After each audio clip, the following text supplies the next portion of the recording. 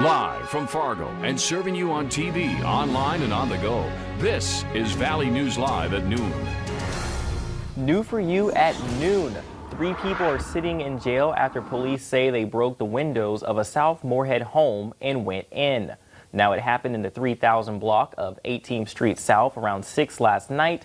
When police arrived, they saw the house had several broken windows, and authorities set up a perimeter. With the help of police K-9, authorities arrested all 3 people involved. 38-year-old Derek Fairbanks, 43-year-old Linda Miller, and 38-year-old Daisy Butcher are all under arrest, facing several charges. Police say the suspects knew the homeowner. One woman is now behind bars following a pedestrian crash that killed a man in South Fargo. Police were called around 1 Friday morning to the 900 block of 42nd Street South in Fargo for the crash. 32-year-old Shoyelle Headswift of Fargo is under arrest for criminal vehicular homicide. Authorities believe the victim was walking home when Headswift hit him with her vehicle. The man was taken to the hospital where he later died, and Fargo police tell Valley News Live Headswift was under the influence of alcohol. Well, it's that lunchtime hour for many of us, but will it be more of a mood of cold ice cream or warm chili? Well, let's check in with meteorologist Lisa Green. How about both?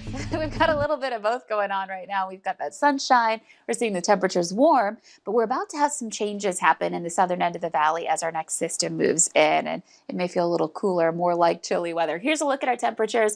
We are in the 60s in a good portion of the region, especially eastern North Dakota. Fargo's at 60, at 62 in Grand Forks. There are places still in the 50s out to the east at the moment.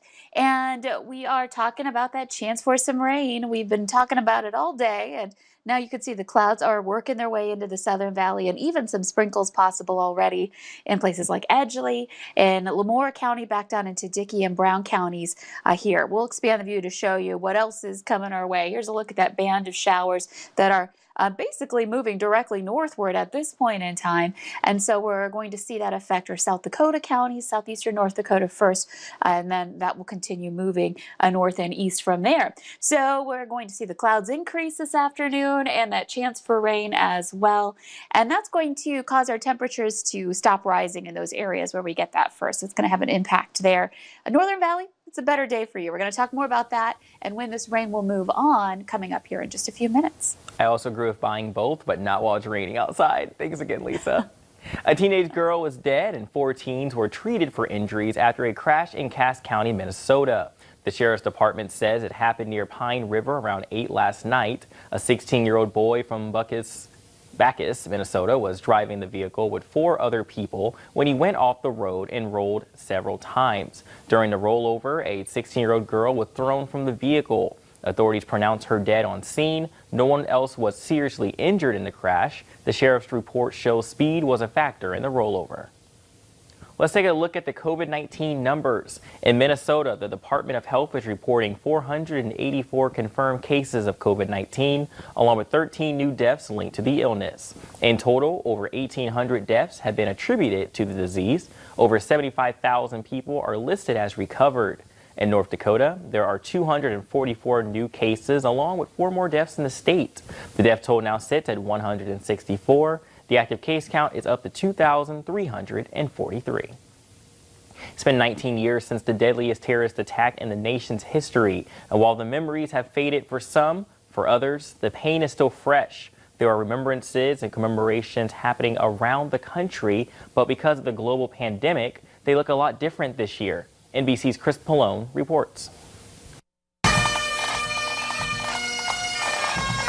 In Lower Manhattan, a city which promised to never forget, paused to remember. Keeping alive the memories of the nearly 3,000 people who died in the terrorist attacks of September 11, 2001, the heroic rescuers who died trying to save them, and those who have passed in the years since from exposure to the toxic chemicals that engulfed the area for months. Michael Rourke Andrews. But this year, the remembrances are different. COVID-19 forcing crowd sizes to be limited, hand sanitizer and masks plentiful. Vice President Mike Pence and Democratic presidential nominee Joe Biden attended the Ground Zero service, where organizers decided for the first time not to have family members read the names of all the fallen in order to maintain social distancing. Luis Alfonso Chimbo. That decision spurred a charity group to hold a separate commemoration with family members reading the names live just steps away. For the families, loved ones, and friends they left behind. At the Pentagon, Secretary of Defense Mark Esper attended a wreath laying dedicated to the 184 people who died there. A giant American flag covered the spot where the hijacked plane crashed into the building. And in Shanksville, Pennsylvania, President Trump joined the family members of people who died on United Flight 93 for a private memorial service. To the family members of Flight 93, today every heartbeat in America is wedded to yours. Your pain and anguish is the shared grief of our whole nation. Christine Burton Basmajan. Across the nation, people keeping their promise to never forget by pausing to remember. Chris Pallone, NBC News. Tonight at sundown, 2 blue beams of light will shoot into the sky from lower Manhattan and remain on until sunrise in memory of the victims of 9/11. Officials had planned to scrape the tribute in light because of social distancing concerns, but reversed that decision after widespread criticism. Well, local firefighters stair climbing to commemorate the lives lost during 9/11. 15 firefighters taking this challenge, walking up their stair machines with 60 pounds of gear, including an oxygen tank. This takes about an average of 30 minutes for each firefighter to climb 110 floors, the same amount of floors at the World Trade Center. These firefighters participating all across Fargo, West Fargo, Moorhead, and the surrounding community. This is to raise awareness and money to honor those fallen firefighters and victims. One fire personnel stating that this is a day we will never forget. It's just a day that we never want to forget. It was a day that was tragic in our history, but it was also a day that our nation came together, and it's paramount and important that we never forget what we are as a nation and that we live in the great United States of America. An important safety recall alert tops our look at consumer news. Hyundai is warning owners of some 180,000 Tucson SUVs to park their car outside.